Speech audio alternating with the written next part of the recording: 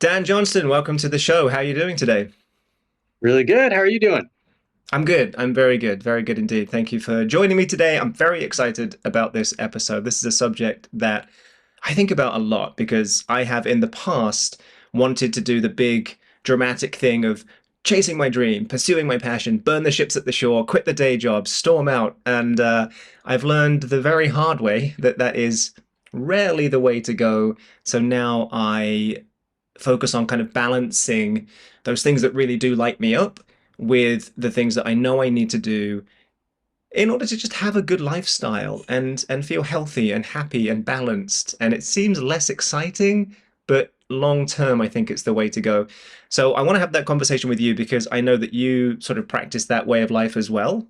And you've actually done a lot of things in your life that I want to go into. So let's actually start with that because I want to give you a proper intro here. So I'm going to go through these, what I think is probably not the right order. Maths and physics major, is that correct?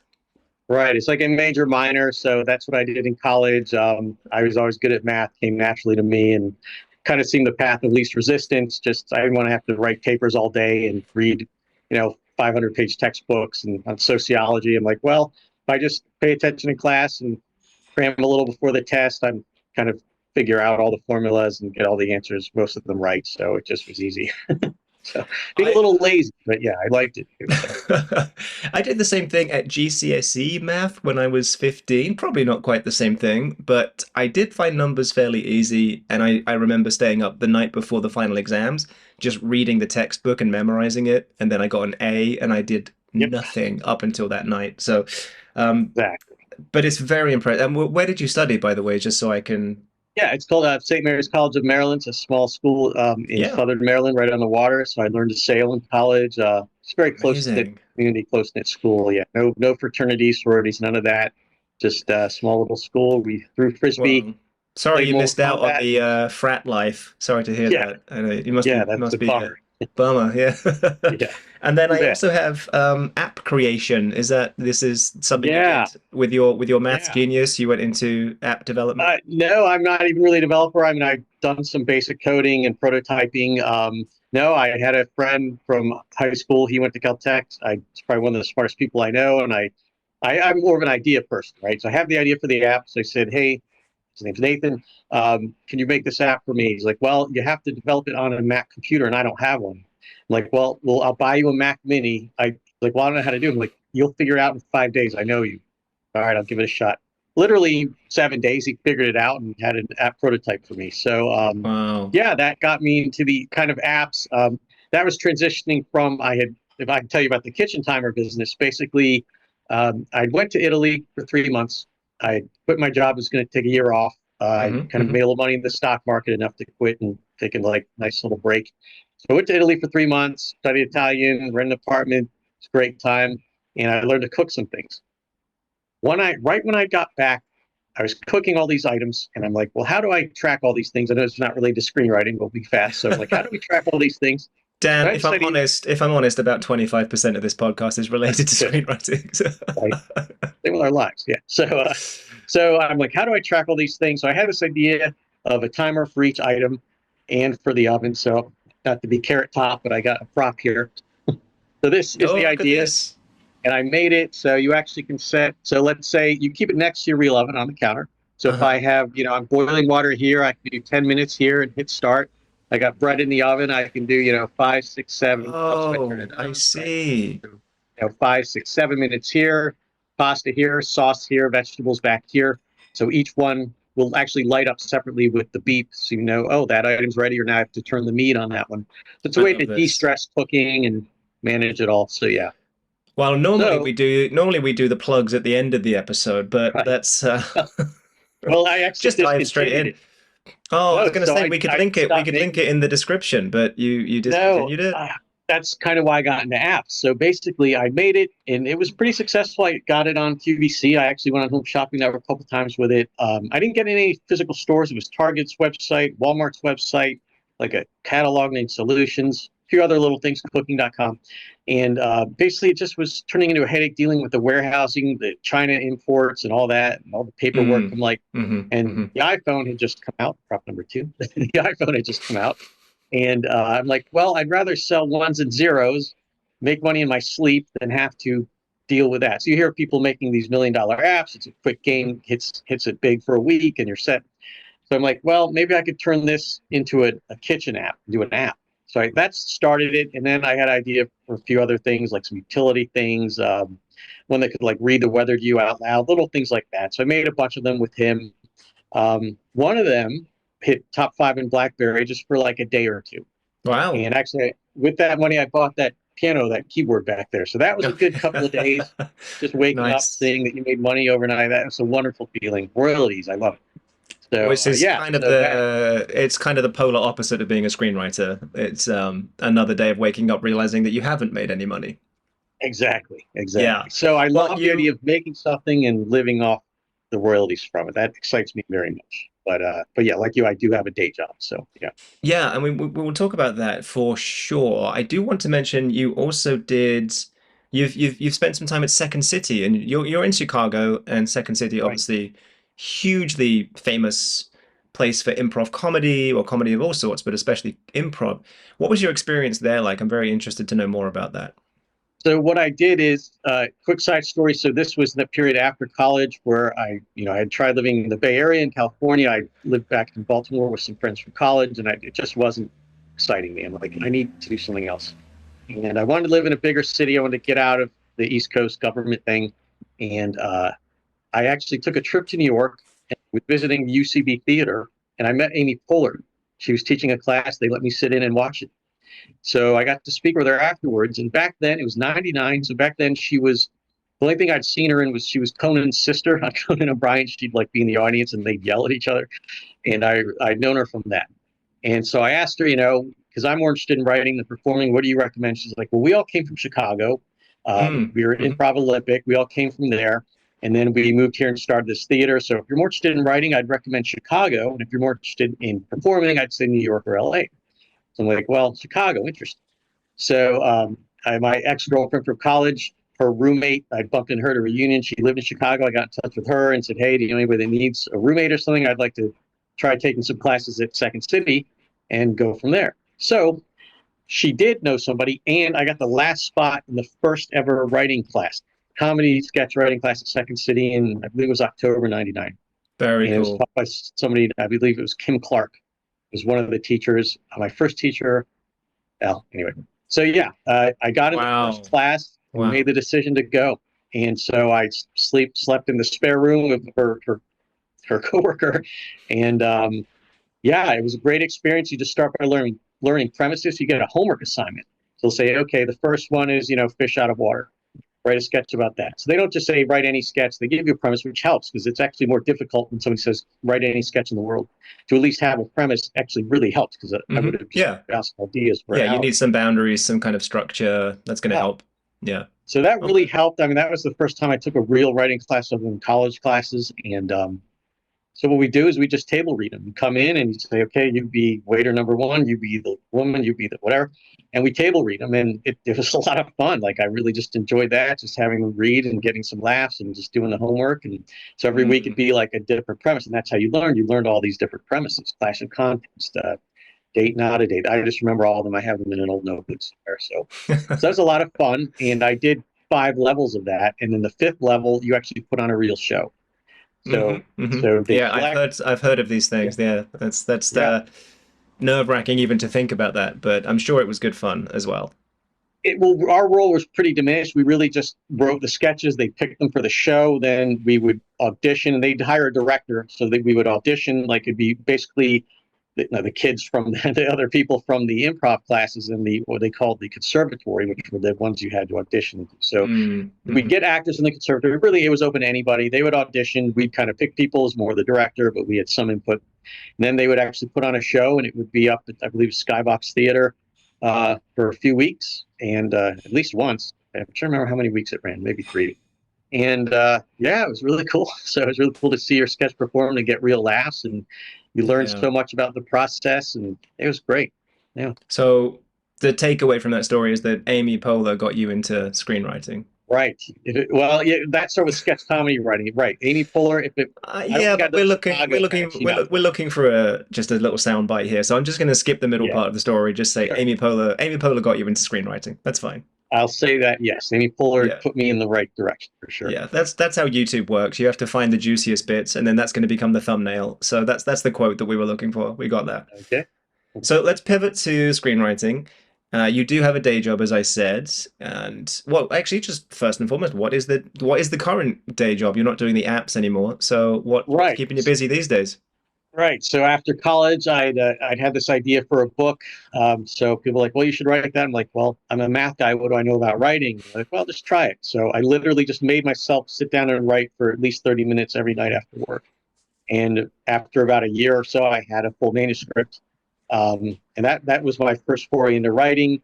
And this was in the mid '90s. So computers were starting, the internet were becoming a big thing. So I needed a day job, and I'm like, well, I kind of like writing on my own. I didn't want to be sales guy. Hey, how are you? Doing presentations and calling people all day. It's kind of wanted to work on my own. Yeah. And I'm like, well, I kind of like the writing. I don't need to go be a math person. So I'd heard about that, and my brother told me about a job called technical writing. So when I heard about that, I'm like, well, that sounds good. I could be working with computers, and it's a good day job, and be more on my own, and maybe someday work remotely or freelance. So I found an entry level job, and that was it. I've been doing that 25 years now. So technical writer is my day Wow. job right now. Yeah, I work in fintech, financial technology, Okay. working APIs for banks, and so yeah, I got a remote job about 4.5 years ago, fully remote, and I love it.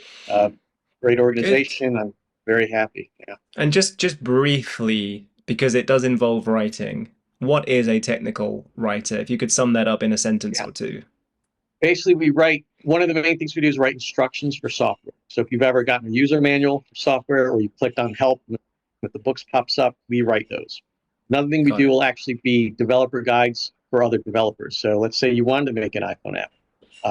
So you're a developer, you would actually need some kind of instructions on how to plug into Apple's system and write code for them. So I would help put that book together by talking with developers and making it, a little more plain language, make it attractive, make it sound nice. So I actually would put the book together uh, by really interviewing developers.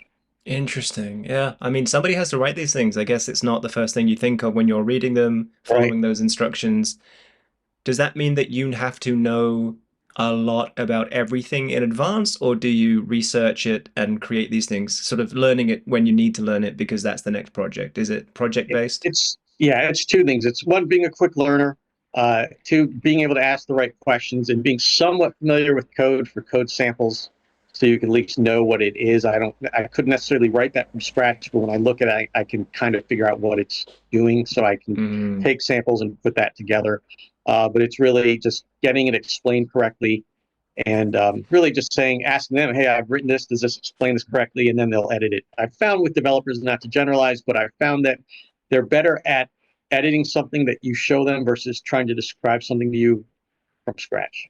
So got it. I'm better off writing something, even though I know it's wrong, just to get them editing it, because they Yeah. can't describe it out of the blue for some reason.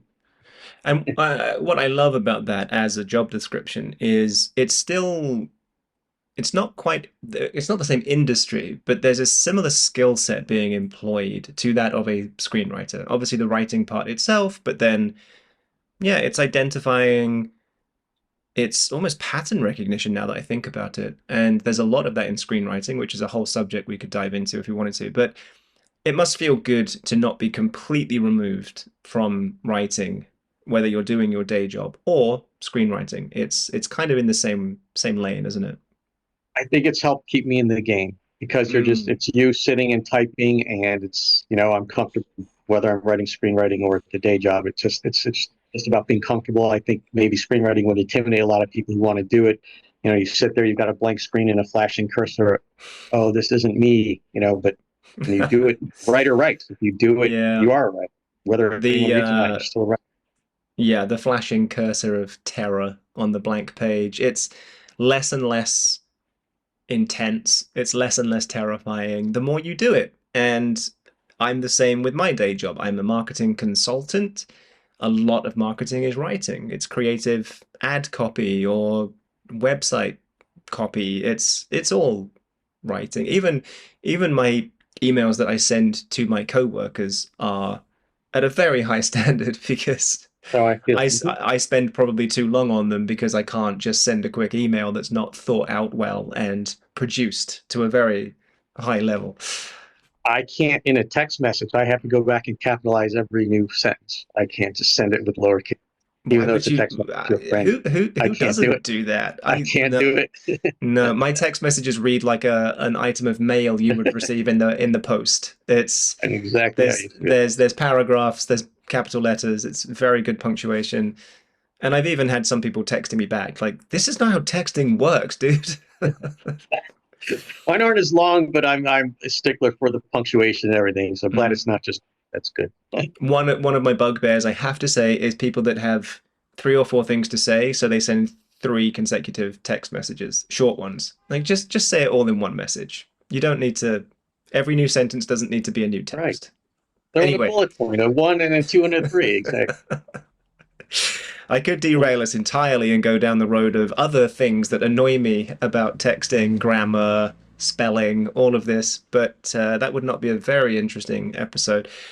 What does a day look like for you as you continue to balance screenwriting with having a full-time day job? Are you a morning routine person? Are you an evening person? Does it just change depending on what mood you're in? How do you stay productive? More in the evening. So when I do screenwrite, it was more in the evening. Well, so the first one I wrote, the Hallmark one on my own, that was during the day before I started this job. But when you're working with a job, for me, it's weekends really. I kind of make a thing like Friday, Saturday night. I mean, I don't go out as much anymore. So yeah, I like to work at night. I feel I'm a little more creative. I feel I'm more me.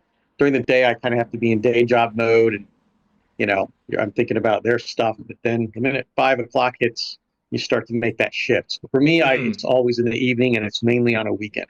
I will say this to people is don't wait for inspiration. Just plump yourself down, open something, and just start writing. I Because love you that. think, oh, I'm waiting for an idea. No, if you just pick a time of day, that's how I wrote my first book. And remember, I was a math person. I didn't know anything. I just said 6 o'clock, 6:30. I sit down, I write for a half hour. And Yeah. then some nights it just turns into an hour and a half. Some nights it is just a half hour. Some nights you've just written a paragraph. But it gets you down there, it gets you started, and that's all you need. Don't wait for inspiration. Your brain will come up with what to do in the situation. You don't need to wait for Yeah. some idea. That's what I I would, think, big yeah, advice I would. there are some people, or a couple of things. I just wanted to circle back to what you said about writing in the evening. I forget where I heard this now, but I found it really interesting. There was a study that showed that just based on observing our brain waves, brain patterns, earlier in the morning when everybody's more productive, it's true that we're more productive, but we're more engaged in linear thinking. So that might be when you do math, for example. That's going to come easier to you earlier in the morning. Whereas I think it's from about 4 p.m. onwards, we start to be more open to non-linear creative thinking. This has been shown, I think it's more than one study now, and I wish I could cite where I heard this, but I'm drawing a blank on that. But it was really interesting, and it made me think about how I structure my day because I'm actually a morning routine person where I wake up and write and then get on with my day job. So I've been thinking about this recently. Maybe I should switch those two because it feels that would feel counterintuitive to me because I feel like I should wake up and do the creative stuff first thing when I'm energized and I've got my coffee on the go.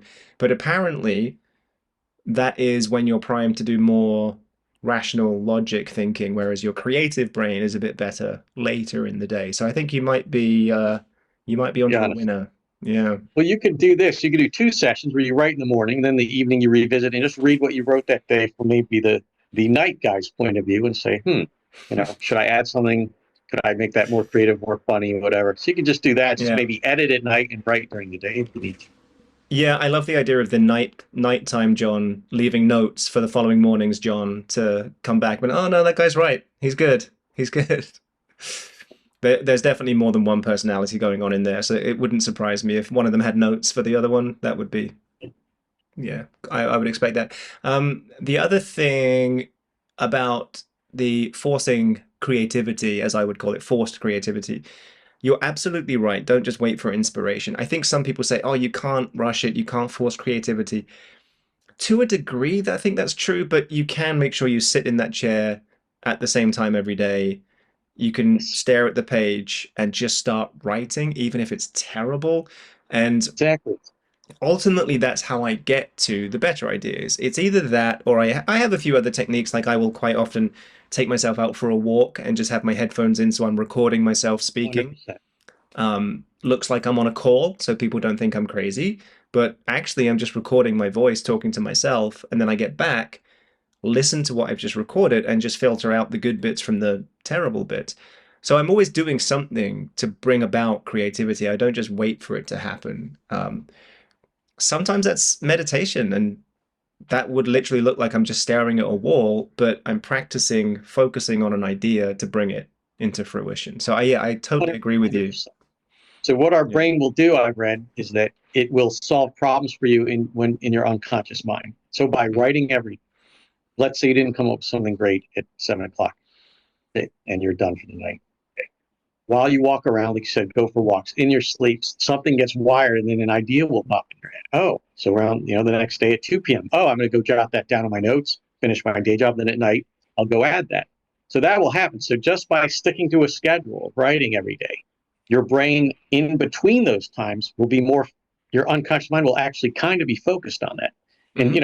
piano as an example, I would just try to learn little songs here and there. It'd be very strange. I would try to play something and I wasn't great at it. The next day, when I sat down to do it again, I was a little better. So something happened in between the time I finished playing when it wasn't so good and when I sat down to do it again the next day, I was a little better. Yeah. So your mind is doing something when you're not aware. So let it do that. And if you stick with something every day, your mind will build in your sleep and unconsciously as you're doing other things. So write Absolutely. every Yeah, day. If absolutely. you're on a project, write every day, at least every other day. Yeah, it's a fascinating process. I believe a big part of it is myelination, which is the laying down of new fatty tissues around neurons in the brain, connecting them up, because that enables the communication between neurons to happen at a faster rate, which is essentially what happens when you practice something. But much like when you go to the gym, the muscle growth doesn't happen in the gym. That's where you break down the muscle. The muscle growth happens when you sleep that night if you've had adequate nutrition and protein and it rebuilds. Same thing with the brain. You don't learn in the moment that you're doing the thing. In fact, it's quite frustrating. But then, assuming you're getting enough deep restorative sleep, that's when this myelination happens. And like you said, it's that feeling of waking up the next morning, going back to the piano and trying to play the same thing. And it almost feels like a kind of magic. It's like, oh, this feels kind of There. a bit more Yeah. easier, a bit more easy today. Perfect So yes, analogy. The muscle. yeah, yeah, and yeah, I think if you stick to that routine, like you said, just make sure you are doing the work. I often describe it as this feeling of sometimes I'm sitting working on a scene and it feels like I'm banging my head against a wall because the answer is not coming. And what I've discovered is if I do that for a certain amount of time, it typically feels like it's about 45 to 60 minutes of really pushing up against the wall and I can't solve it. Then I take a break. Mhm. Then the answer will come to me. But if I don't do the pushing up against the wall part first for long enough, I don't get the answer later because You're basically I haven't told my brain that this is important. exactly. I was about to say those exact words. You're basically telling your brain what to solve for you as you Yeah. live your life. Walk around, and it will. Yeah.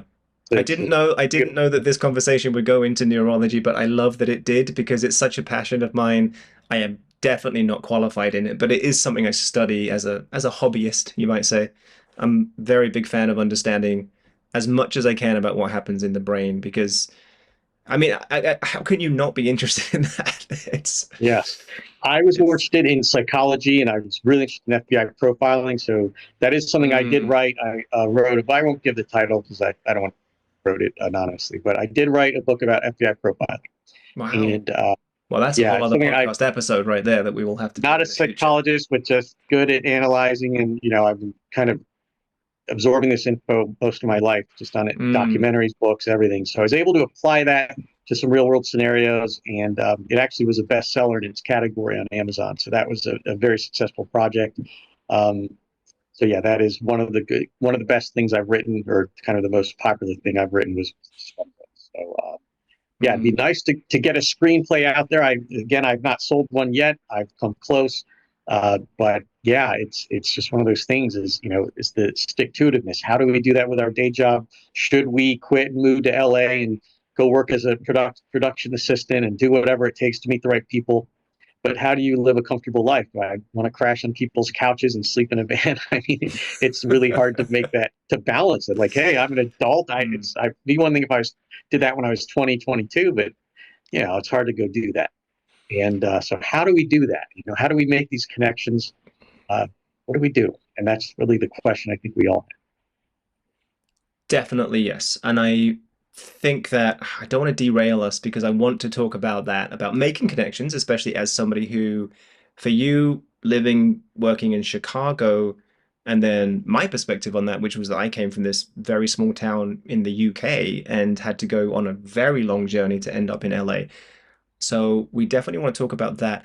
I do just want to say before we talk about that, you made a comment there about, living that starving artist lifestyle, living in a van. I do hear stories of people that have done it. I don't think that it's the best strategy. And the reason I want to talk about this now is because we were just talking about what's happening in the brain. And what I've discovered, because I've lent into this before about being dramatic and going for it, yes, it can work, but the downside is if you're spending too much time in your stress response, you're really dampening your creativity. Well, So my best creative thoughts come to me when I'm relaxed and I'm calm and I'm having a great time. They do not come to me when I'm struggling to pay rent, when I'm worried about that too. eviction. Yep. And That's not the ideal setup for creativity. I'm just going to say that. So if you have that dramatic spark and you're that kind of person that wants to just burn the ships and go for it, yes, it can work, but you will be up against a lot of pressure. So it will be up to you to find peace of mind in those moments so that you can still be creative. here's the thing: is another thought there. The age at which you're willing to do that, you don't yet have the wisdom to do it successfully. So yeah, when Mm. I was 21, 22, I could have gone and done that, but I didn't have Yes. the wisdom to write movies. I didn't know anything about the world. So Right. as you get older, when you finally have the wisdom to write movies and be a good writer, you're kind of older and comfortable and more set in your ways, and you're not willing to go sleep You on no longer couches and want live to in do that. vans. Yeah, Exactly. that's So it's very really interesting. interesting. Yeah, I hadn't thought about it that way, but that is, yeah, when you're young enough to do the dramatic thing, you don't have the experience to pull it off. Yeah, Right. So yeah. So that I that like that what actually you're doing. tracks. That tracks Yeah. perfectly with my life experience because those young hotshot moments where I have done that, they didn't work out too well because I mean, I've literally walked out of a day job when I was much younger to go start my own company, knowing nothing about how to start a company, just thinking I could probably pull this off because I'm a smart guy. I work I hard. did too. Yep. Yeah. Yeah. Doesn't quite carry. It doesn't quite work like that. And now I have the experience. I probably could start a successful business. I no longer want to because I'm very happy with the day job I have and being a screenwriter. So, yeah, you're very, very, very, that's very true. So something I did want to circle back to is with the whole FBI profiling thing. Do you, that must have helped you when it came to writing characters, right? Because I worked as a life coach for a while, and just that quite basic level of knowledge about how people act, why we do what we do, that really helped me when it came to developing three-dimensional characters, giving them quirks, giving them interesting traits, understanding what their motivation would be in each scene and across the entire movie. Was that your experience also? Were you able to bring some of that to your writing? More for the bad guy, right? Because profiling really is about some bad people. So you're right. They're one of the profiles is predator mentality, and basically their philosophy is mine, what's yours is mine. They don't care. They think they're entitled to everything. So they have no empathy. They're part narcissist, part psychopath, but they're just a little different about possession. So there can be narcissists that don't steal, but then predators are also narcissists. So yeah, so that does help you see their mentality. They're not just not born with that empathy, and there's something about taking things from other people. It's almost like a game to them. And when they work on Mm. their skill set, it's to get better at manipulating people and taking things from them. It's like So hunting. It's exciting to them. I'm I'm guessing you didn't put too much of that in the Hallmark movie. Doesn't sound Not like in the it. Hallmark movie. My original version had a character who was a little. a little sinister, but my writing partner said we can't have a guy like that. We've got to edit him a bit. His intentions have to just be misguided. He can't be a deceiving bad guy. So we did have to change that character for that. But in my second script, which I wrote 100% on my own, and it's a little more action suspense. There's definitely some bad people in there, so it does help. Yeah. Mm, yeah. One of the other things that I wanted to ask you, because I get this question quite often. I started screenwriting about 3 years ago, so I was 40 at the time. And some people have asked me, how did you know at that point in your life that you wanted to become a screenwriter? Because that's quite, I don't want to use the word old, but there's a lot of screenwriters in their late teens, early 20s nowadays. So for me, it was, I've always liked writing of different kinds, and I just never really thought about screenwriting per se until I did. And I had a quick go at it, and I thought that was really fun, and I got some good feedback on a script. And so it developed from there. It wasn't that epiphany where I just thought, "Oh, I'm going to be a screenwriter." It was a slow Right. journey. Same question for you. What was it that made you think about screenwriting? It seems like it's been an evolution for you as well, but Same as you. was there a moment where it became clear to you and that was Yeah. sort of that became the mission, or was it more of a slow Yes. burn and ended up here somehow? There was let's put a momentary period. So basically, real quick, chronologically. So I was math in college. I had this idea for a book about cloning. It was kind of like Indiana Jones type of thing. So I wrote that. Didn't know what to do with it. But literally, while that was printing, I'm like, that was fun and all, but I'd rather write comedy. I like The Simpsons. I like comedy.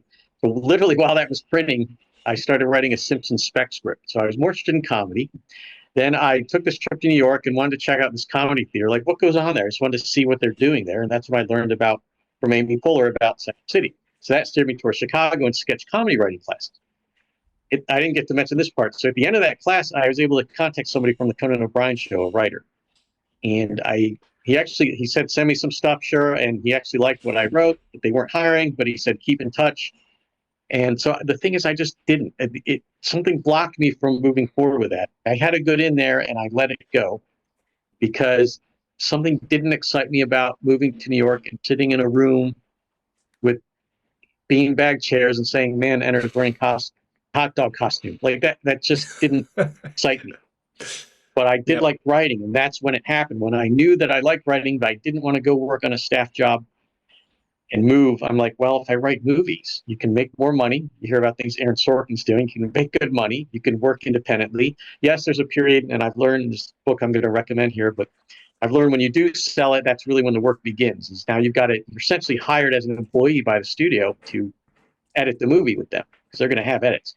So you got to be willing to be a team player and go be a staff writer for a little while. You'll eventually be released from the project. So think of it as a contract. But I like the idea of working independently, creating something that entertained a lot of people, and then getting paid pretty well to do it. And then I could Mm, live anywhere. I could go right in Thailand, Australia, New Zealand, stay in hmm. Chicago, whatever. So that excited me very much, all those things at once. And creating something that entertained people, working on my own as I wanted to, being, self-employed and, having a good lifestyle out of it. So that was really it when I knew I didn't want to pursue the Conan stuff like screenwriting. So then I took screenwriting classes here in Chicago called at the Screenwriters Guild. And then I learned the formula. Then you see it everywhere. Like, wow. And once you learn the formula, and this started happening. I could turn on a movie, see kind of the energy of the scene and determine how far they were into the movie. Oh yeah, definitely. Yeah, this is I'm like, around the okay, this is midpoint. This is probably exactly. where Act Three is about to break. Yep. Yeah, same. It's people ask you that. I think they ask me that anyway. Does studying screenwriting ruin movies for you because they Oh, can not be at all. formulaic? I don't think it ruins it. It just means you watch them in a different way. You just Yeah. watch them in a slightly more analytical way, but Yes. you can still get drawn into a really good movie and forget Yes. all of that stuff. You can. You got to let yourself forget it. You got to just go in a mode. It helps to have a drink sometimes. But yeah, you just, to And go from it this has to being be a purely good movie. That's the right. thing. It has to maybe your standards increase because you know what you're looking for a bit more. Yes. So it can maybe diminish the pure like being entertained value, but it helps you appreciate on a new level. And I just want to throw this out there. Like the movie for me, like Unbreakable, it's a Bruce Willis movie. Hmm. Uh, Hmm. that movie. with what it did with the formula, like I really appreciate the movie. I try to tell people about it. Like that's a really underrated movie. I know it was well known, but man, what he did with the formula to twist that to make the window character the opponent. Spoiler alert if you haven't seen it by now, but I think to most people have that. seen it by now. I don't want to ruin the Sixth Sense for you, Right. but Yeah. but that Yeah. movie, like Don't wow, ruin the end of the Titanic either, because that's a exactly. real real shocker.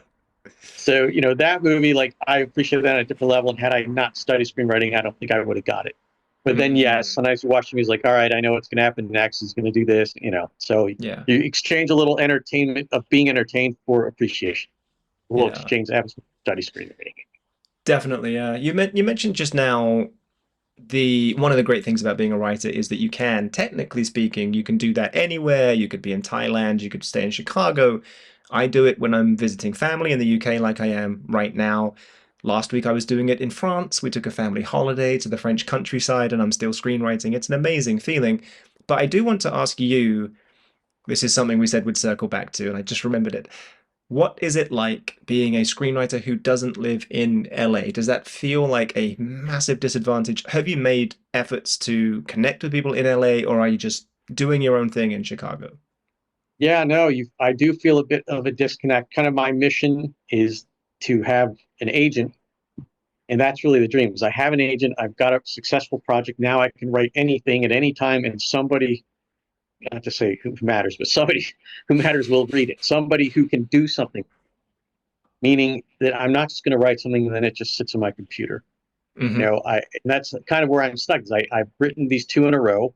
I have a third idea I want to write, but well, it's a little, I don't want to say soul crushing, but it's not great for the spirit to be writing these and then they just kind of sit there and nobody reads them. And you put all these effort. Like I have a day job, I have hobbies, I have relationship. It just takes your time away from these Hmm. things. And it's like, is it worth spending that time to write something, even though I believe in it, that it's just going to be a lamp under a basket kind of a thing. So the dream for me would be having an agent, and then I can write, and then somebody will read them and try to sell them. That excites me very much. So until I have that, all I can say is, hey, I'm a person who is kind of just hoping it happens, and yeah, I should keep writing. And I try to do it in winter.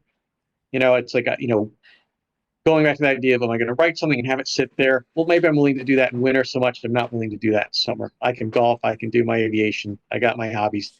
I'm not willing to sacrifice that without having an agent. If I had an agent, sure, I'd be writing all the time. But until I have an Hmm. agent, yeah, you do feel disconnected. You do feel a little, sometimes you feel a little hopeless. Like, hey, is anyone going to read this? I'm putting these hours in. What do I do? So, yeah, that you do feel a little like you're just random and drifting without the agent. So for me, having an agent would change that, I think.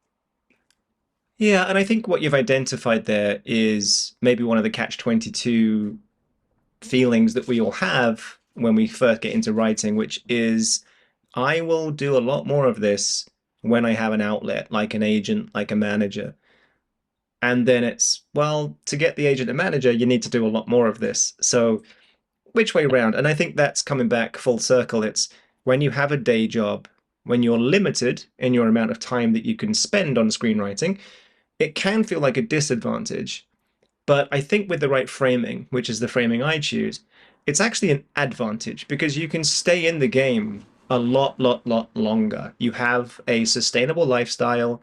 You have other things that you can do like golfing. I think you said aviation, which we might circle back to because I didn't know you did that. Um, for me, it's mainly health and fitness things. I'm a fitness fanatic, social life. There's all these other things. So, yeah, it takes longer if you're not just spending all day, every day pounding the keys, but you can do it for longer because you have this balanced life. You have your health, you have loving relationships, you have all these wonderful things. And look, that's probably the best way to eventually do your best work and get that representation. Once you go from 0 to 1, I mean, there's a whole book entitled 0 to 1. It's the hardest stage of any business. Every entrepreneur knows this.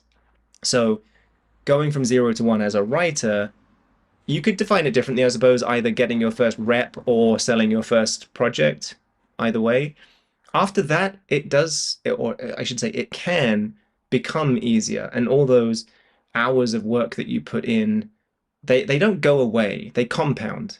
So, I think you're on the right path, and from speaking to you today and hearing your work ethic, your attitude towards it, it sounds like you're in a good place and you're on a good path. Yes, I think next winter I'll make this third script. I think I will. It's just I enjoy doing it. I do. It's just it's so hard in Chicago in summer. It's kind of like the yard time in prison. Hey, this is my time to enjoy the sun. I got to do that. So for me, it's weather Yeah. based. My Then friend, once November, my friend, I grew up in the UK, so there's 3 days of summer.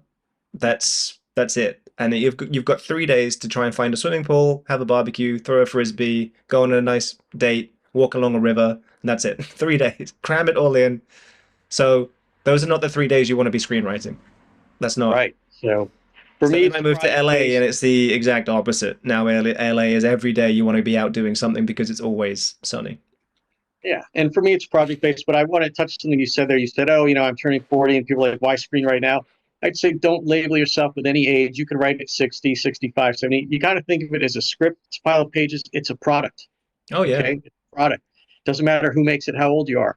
If a studio says, "Hey, this will appeal to a massive amount of people and entertain them," you can be successful. Then the next step is getting into the right hands. And yes, something I should do with my time is, and I think very few of us do this because we're creative minded people. We just want to write. We like the process. We like the finished product. We like imagining the world and the people we create, the characters, right? The way they interact. The problem is we kind of stop there. And what we should be doing is, I said earlier, sit, plunk yourself down, write for 30 minutes a night or an hour. You should also probably devote time and, physician heal thyself. I should do this too, but I should be devoting a certain amount of time to making connections in Los Angeles, 100%. working the phones, emails, working social media. Yeah. You do it and then you feel, oh, this is hopeless. I'm just some person bothering them out of the blue, and then sometimes, and maybe you have this, I think I have this some subconsciously, a little fear of success. Like, oh, I'm happy. I don't want my life to change. What if I go and they're going to make me move there for 6 months and work in a show and I'll be away from my friends and family and will I have to quit my Mm, job? We have all these scary thoughts of, hey, I'm comfortable. I'm interesting. happy. So me Yeah. selling the script could actually be bad in a weird way. So you got to get over that. You got to realize, hey, this is nothing but good things. You're going to get side income. You're going to imagine seeing your name at the end of a movie. How cool would that be? So it's worth That's the doing, even if you do dream. have to go there for 3 months and do it. Um, Yeah, fear of success is a tricky, tricky subject that would be a whole other episode. And fear of failure, you can kind of dovetail that as well. They're remarkably similar things when you look at it from the subconscious level, at least. But yeah, I do think that networking is very, very important. And obviously, I have the blessing of living in LA, so networking there is super easy. I could just go to a Starbucks and probably meet somebody in the entertainment yeah. industry. But I do make sure that I spend a certain amount of time every week on networking, whether that's attending a networking event or just doing LinkedIn, just reaching out to people, Mm. sending connection requests. I found LinkedIn actually, shout out, maybe they end up sponsoring this podcast. I have found LinkedIn extremely useful. It's how I got in touch with my lit manager, it's how I got in touch with the producer that I've worked with since. It's honestly networking in general, but especially LinkedIn, has led me to a lot of good things as a screenwriter. And I would not have expected that because I've used LinkedIn as an entrepreneur. So I thought it was for CEOs and CMOs and CFOs and all the other C suite people. But being on there as a writer has been transformative. I highly, highly recommend it. That's why I get contacted by recruiters a lot. I've not thought of using that for for writings. It's all day It's a job stuff. thing. Wow, It's a thing. You I think about barely it use it. as all those other business people, right?